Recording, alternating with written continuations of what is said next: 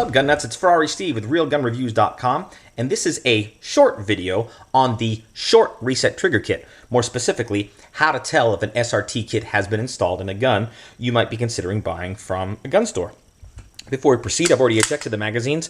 Let's visually and manually inspect to make sure both of these examples are clear, and they are. All right, I've got a classic 1987 P226 West German here, and a newer model P226 MK25.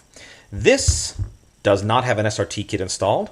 This does. And I know what you're saying. You might be saying, Steve, the MK25 doesn't have an SRT kit. I know. I put it in. That's how I know it's in here. So here we go. The way you test is check to make sure it's not loaded. We've already done that, but you can never do it too many times.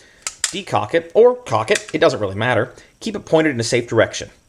Now pull the trigger and hold it down. Rack the slide, and then as you release the trigger, you're watching and listening and feeling for that reset. That's the reset if you don't have an SRT kit installed. I'll do it again. So it takes a little minute for it to kick in. Now, between you and me, this looks like a pretty short standard reset. As far as standard resets go, this is on the shorter side, so maybe I should have picked a different pistol to demonstrate. But hopefully by comparison, the other ones will be better. Here's what an SRT kit looks like. We'll check to make sure it's empty. We'll do the double action shot this time. Hold it down, rack the slide to cock the hammer. Now watch. It kicks in a little quicker.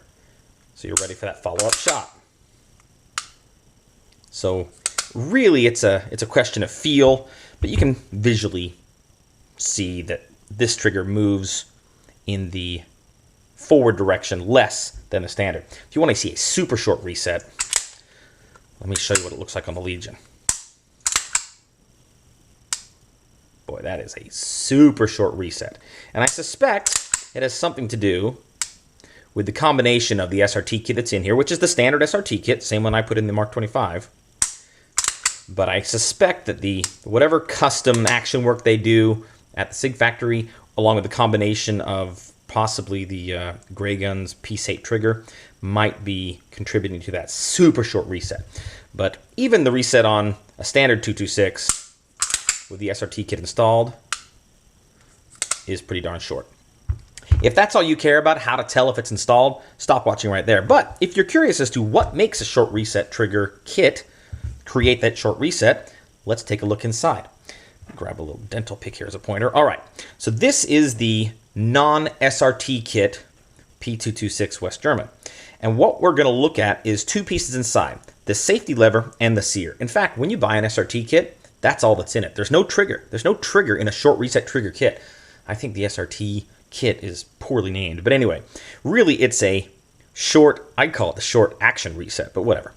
You're looking here, this is the safety lever, and behind it the sear. And on a standard action, non-SRT kit, the lever here that interacts with the trigger bar is on the, or this little tab here is on the safety lever. So let me show you. I'll take the shot, rack the slide. So here's what the action looks like after the shot has been taken, but before you've released your finger for the reset. The trigger bar is here, and this little tab is on the safety lever. And as soon as the trigger bar slides backward far enough, because when I release the pressure here, the trigger bar spring is going to, let this slide back.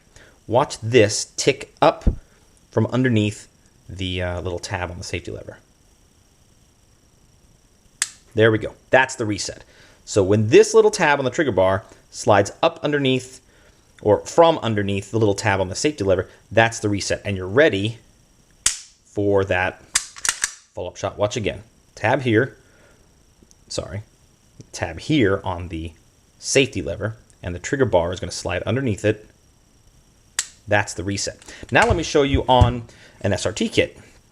We'll take the shot, and I'll rack the slide. Now, you'll notice the safety lever is actually all the way down here. This tab is now on the sear.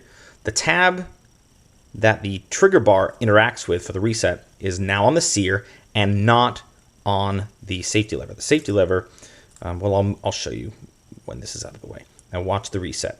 It's a little more greasy, but watch. It's a shorter distance for it to travel to get to that reset.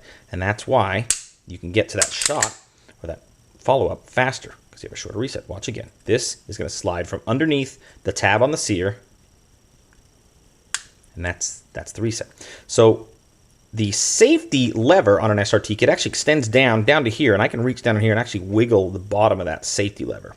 Whereas the safety lever on the standard action, it actually only ends right about here. It's short. The safety lever on an SRT kit is longer, extends all the way down here, but does not have that tab for the trigger bar to interact with. The tab is here on the sear. And that is what makes the reset on a short reset trigger kit short. It's the existence of that tab. And so there you go. Now you know how to determine whether or not a gun has the SRT kit installed. And please always say SRT kit. Don't say SRT. It's really confusing. There's no such thing as a short reset trigger. There's a short trigger, but there's no such thing as a short reset trigger. It's a short reset trigger kit, or just say SRT kit. There you go. This is Ferrari Steve. Thanks for watching. Please subscribe if you like what you see. Get out there, use your guns, si vis pacem parabellum, and stay safe out there.